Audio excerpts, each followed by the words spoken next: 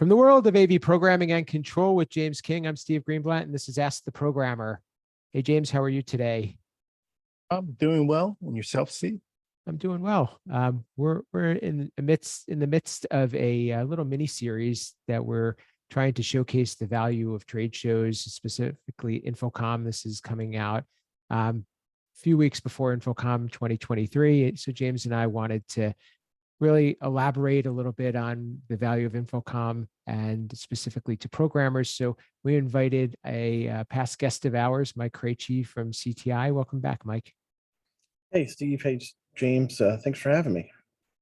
Thanks for being here. So if you haven't gotten the background on Mike, he was one of our early guests. He was on episodes 35 and 36. So you can check those out. And we talked a little bit about his background, him running a programming team at CTI and how they juggle different platforms and keep up with different languages that they master. So I guess talking about that, Mike, for you, InfoComm, you and I met there a few years ago, and I know you've been to a few, and not only do you the CTI have a booth, but also you go there kind of with an agenda with things that you and your team need to learn. So I guess from your standpoint and in your role, what does a show like InfoComm represent to you? So for CTI, we take a whole large amount of people. We're a large integrator with 600 employees. So the large contingency we take is multifaceted. There's engineering, there's executives, there's sales, there's marketing, there's some programming. So each one of us gets a little bit different out of it. Part of it is seeing our partners and the networking aspect of meeting with our partners, meeting with not just the people who are selling us the product, but not just their sales engineers, but actually the engineers of those products, and getting that one-on-one face-to-face communication with people that typically aren't out in the field, out reaching us, the integrators, but the ones who are kept, in some lab somewhere, and actually getting to one-on-one conversation with them. So for me, I get the most out of the networking part. I'm not necessarily there to see our end clients. Some of them are there, and I do make conversation with them when needed. But mine is just networking with the manufacturers, also with other programmers. There's only so many people who run large teams of AV programmers. Me and you being two of them, Steve. But there's only so many of us in the world, and our schedules don't align that we're in the same room very often. So it's good to be able to socialize, whether that's over tacos, coffee, dinner, drinks, walking from one place to another. But just having some of those conversations is really where I find the value there. I couldn't agree anymore. I feel like a lot of times when people ask me about looking at the products, I take them in, but it's the conversations that I truly value. And many of those, even we talk about being virtual, I think that we're all spending the year apart, and this is our one opportunity for everybody to kind of mix it up and be together and get to know each other on different levels, but also have those side conversations. James, I know networking is a big part of your strategy and something that you highly believe in. What are some of your thoughts about how to go about that? Like what are we talked a little bit about not being with the same people all the time, but anything that you've learned in your experience that's helped you be better at it? I'm still learning every day with the networking, because most of us AV folks, including us programmers, are very shuttered and kind of antisocial, not to a point there, but so getting out there, getting out of your comfort zone is a new skill for all of us to learn. And so it is definitely hard. So you have to be purposely doing it. You have to be mindful of saying, I'm going to step out of my comfort zone and I'm going to go, talk to X, Y, and Z. Be a manufacturer, or being a podcast host, or being a CEO, or you name it, whoever. However you want to do it, you got to break out of your shell, break out and talk with people, because my experience is everyone is willing to talk. Everyone loves sharing, love communication, love making those connections. So the one thing I was actually wanting to ask Mike here is, you talk about other programmers that this is a space you can get in with other programmers. So have you come across a lot of programmers at InfoComm? And if so, like, kind of how, like, are they a company? Are they manufacturers? Are they end users? What kind of roles? All of the above, right? I've met with Steve and his team there. I like to stare at everyone's name tag when I'm going around, and I look and see, okay, their title says programmer. Hey, where are you at? What do you do? What language? What manufacturers do you work with? And so that's kind of an easy way to start a conversation with somebody, is just seeing their name tag and going, oh, they're at this company. Oh, they're from St. Louis. I'm from St. Louis. It's an easy way to strike up that conversation with immediately finding something in common with them, or something interesting about them, without having to do any hard work, right? I immediately know, oh, that's what they do. Oh, that's who they work for. Oh, that's where they are, where they're from. And that's the easiest step to do. That's good. And then looking at the name tag is definitely a good little trick there, because then, like you said, you can find that common thread to start up a conversation. I think that's a lot of times why we also want to be easily identifiable. I recommend to people, where make sure that people can see your name and or your company, or be able to be found if somebody doesn't know what you look like. So whether it's to putting yourself out on social media so your face is there and they know what you look like to go find you, or whether it's to make sure that you're always wearing a logo, or you're at events and you ask somebody to introduce you to other people. I think that helps a lot. One of the things that I like to do is almost have like a mental list of, these are the people that I hope to see over this show, and try to figure out, where are those opportunities to see them. Mike, what are some of the things you're looking forward to this year in particular? I'm not overly sure yet. I haven't started my InfoComm plan yet. I always look forward to the 10x10s. And I was talking to somebody about that today. Is a Friday morning, I walk the 10x10s. I split off from the rest of my company, and I just go on the back aisles, and I go find the interesting products that they're not the ones right at the door. They're not the ones that have, the truss and the lights and by the manufacturers we all know. These are the ones that are either it's their first InfoComm, or they're a lesser known product. And I find usually some pretty cool solutions in there that might be coming to take about in the next couple of years. STEM, before they were bought by Shure, that was the first time I saw them at InfoComm, was their first time showing. And that's just one that sticks in my head of going, oh, that's going to be a cool product. And it turns out it is, and it was, right? So that's really what I look for, is those hidden gems on the floor. I've heard that before, and I think, and I also agree that Friday is a good day to do stuff like that, because it's quieter, the crowd thins out, and people are happy that you come by their booth. So you can have more quality conversations. They're willing to take the time with you, and you also have less distraction and interruption.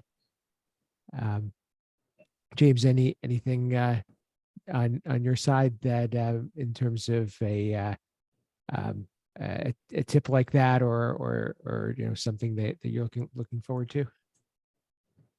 As always, I'm looking forward to whatever could advance the education for the students I have. So either that being hardware, software, programming, whatever. So having those conversations with manufacturers, finding those gems, as Mike was talking, on those outskirts, because you never know what kind of product out there you can look at and be like, hey, that might actually benefit something we're doing. I mean, I go back to last InfoComm. I've heard a lot about the whole e-glass and all that stuff, and I'm like, that's junk. And I walked in InfoComm, right there, center of the floor was e-glass. And I'm like, it's a joke. And I walked away.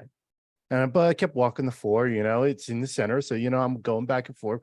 And every time I pass it, I'm like, hey, that seems interesting. I got a little more intrigued, and a little more intrigued into it. So I finally got a demo of it and got into it. And it was like, all right, this could be beneficial. Now, granted, where I was at the time, it does not work for education, but other schools have used it, and I see it, and I see the benefit of it. So that's another thing, is go in with an open mind. Don't go in like I did, saying, oh, this, I don't need that product, because you never know how you might be able to adapt it to fit your needs.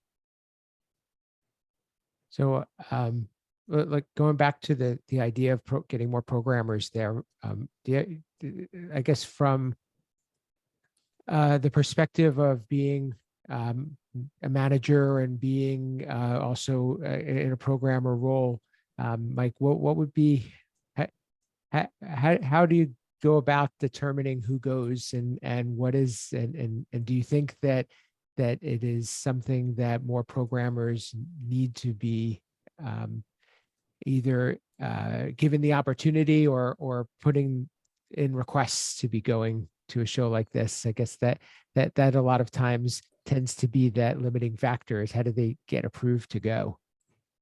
I think it all comes down to the initiative of the programmer. If they show they are interested in learning and going above and beyond all year round, right? InfoComm is, the show floor is open 3 days out of the, 250, 250 work days a year. It's 3 days of the week of the year that the InfoComm floor is open. But if the other 247 you're not, caring about learning, then why on those 3 days should we send you to an event like that does cost that? And the people that do have that initiative, and they're constantly doing training when it's easy, it's right in front of them, then it's something we can easily look at. But if you're not making the effort when you're sitting at home on the couch and taking that training course, or you duck out early instead of doing a training course, then you don't have that much desire to go to a training course, just because it's in Orlando in June. And that's a little dark sided to me, but it's a two-way street for that. Do I think everyone on our team needs to go? No, I don't think so. It's are there some people that can get value out of it? Absolutely, though. So training is actually a good topic, because to me, I think that there's a balance between how much do you go there for the class sessions, let's say, and I'm an advocate of them because I'm involved with them, but how much does that take away from the experience too, of not being out walking the floor and getting that opportunity to make the connections and the networking? What's your take on that? As someone who's only taken 2 courses at InfoComm, and both of them were taught by people in this this podcast right here. Keep up the good work. I I think that I think it's a blend. There's some very good courses out there. I think some people, in just from overhearing of other people's conversations there, they were signed up for courses from, the first thing in the morning till the evening, and were in courses all day long. Well, if you're going to take these courses, 8 hours a day, then why did you come to a trade show to do it? Mhm. When most of those are available outside of the trade show. Some of them are only there's good content, but it should be part of the experience is the training. If you want that, if you want to go for it, it should be a fraction, but not the whole thing. Because the show floor and is really why we're there. What's your take, James? Actually, on both of those in terms of having people on your team, whether it's this year or in the future, attend and like what's that mix of classes versus being just having time to take in the whole show? So first off, I'm going to say I don't think you could ever have enough time at InfoComm. There is so much going. I'm a four-day guy. I don't even know if you could do it in 4 days. There is so much going on, and even more coming up all the time with InfoComm. So who making enough time it's hard. Now, I tend to like more classes than the show floor, because I'm a type of person, I like the education classes. I like attending them. I like learning, and as I always say, always be learning. You can also be learning on the show floor, so don't discredit that. But my experience really had been on the show floor was very salesy. Where I got more benefit from on the show floor were the smaller booths.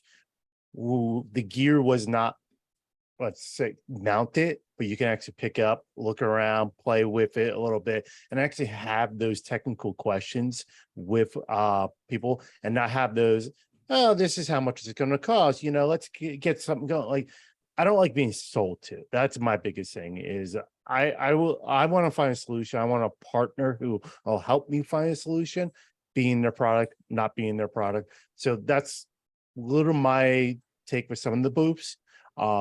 I think this year is going to be a big mixture, because now that I'm in my new role, I'm having a lot of meetings with manufacturers. Plus, I'm taking education classes. Plus, HEPMA's doing big there. Plus, I'm also giving a session. So I'm going to be all over the place. I have no clue how I'm going to do it, but I'll figure it out. Well, I guess that kind of takes me to one of the last questions. And Mike, I wanted to get some tips or recommendations that you would say to somebody who's either a first timer or still getting their feet wet with the show and learning how to get the most out of it. What would you tell them? The first thing is you're going to see a lot of stuff. I take pictures of everything. So if I see a cool product or something that interests me, I take a picture of it, because then I go back afterwards and I go look at the pictures and go, oh yeah, I forgot I saw that on Tuesday or Wednesday.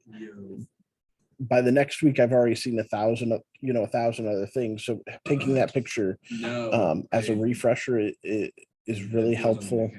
The other thing is it's a marathon, not a sprint. You are there for, it's going to be fun. There's going to be parties and whatnot, but you're still there for working. So, don't be stupid. But, have fun, make connections. There's a lot of people you've seen their name, you've seen them on a Discord or a Slack channel or on Facebook or Twitter or something, and you'll see them in person. Go up and talk to them.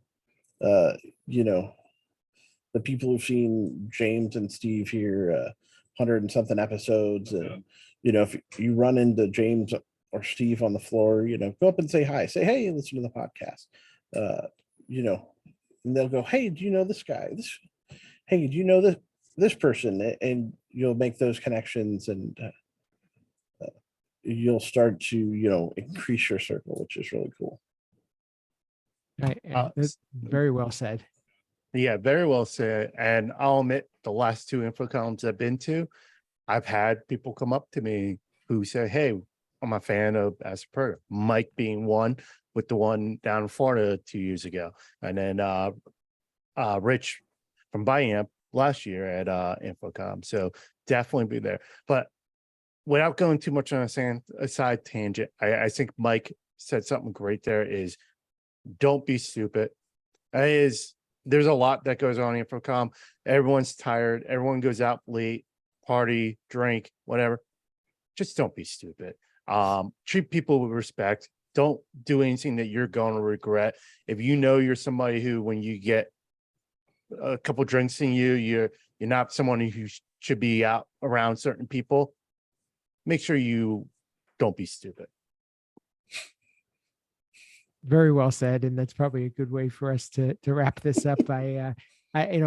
Just tagging on to what was said before is, if you are new and you are either maybe kind of flying solo, or you don't really have good footing or know what your plan is, reach out to any of us, reach out to somebody else that that's going to be there, or just let people know that you're going to be there. It's very easy to make connections and find a buddy, and just get a few things on your plan where you're going to run into the people that are familiar to you, as Mike said, and really I highly recommend just go up and don't be shy. Say hi to somebody, because you know what, they appreciate it just as much.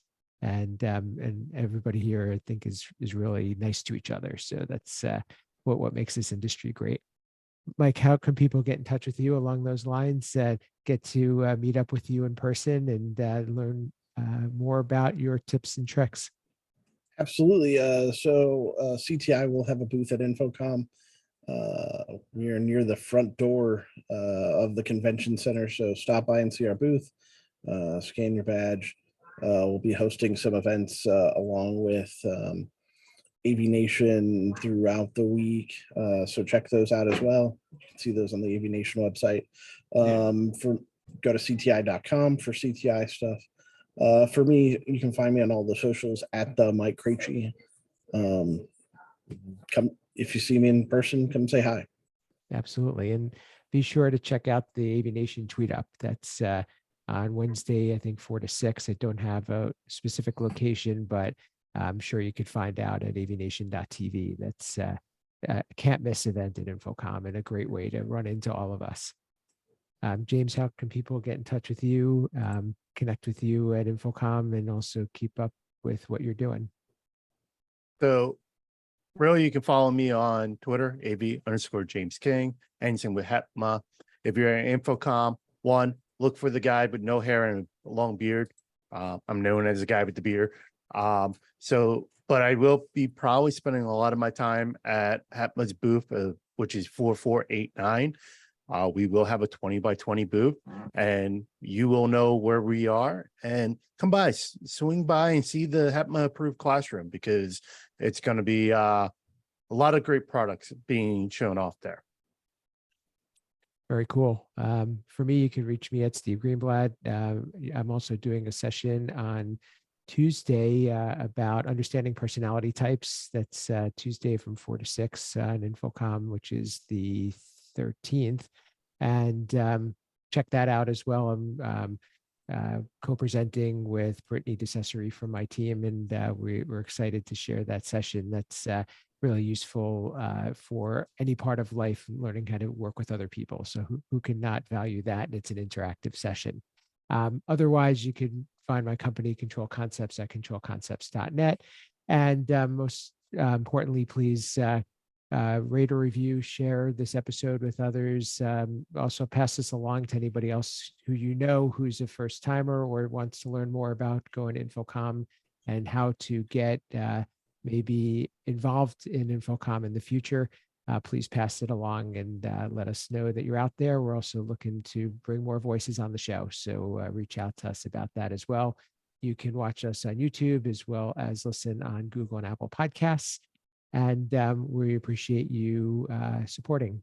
So thank you. And this has been Ask the Programmer.